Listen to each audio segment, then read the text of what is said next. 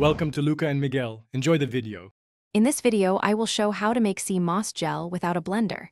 Begin by rinsing your sea moss well, then soak it for about 12 hours until soft and plump.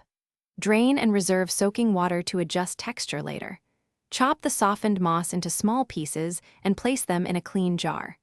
Stir frequently by hand, pressing to release gel as it softens and transforms into a silky consistency.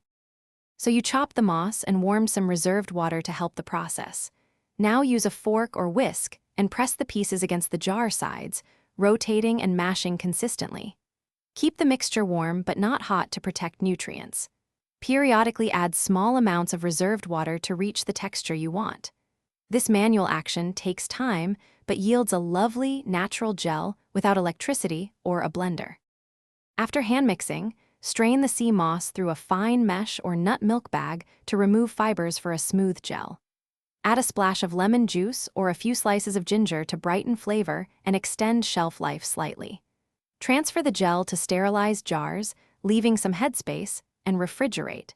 Use clean utensils to scoop gel so it stays fresh, and label jars with the date to track your homemade supply.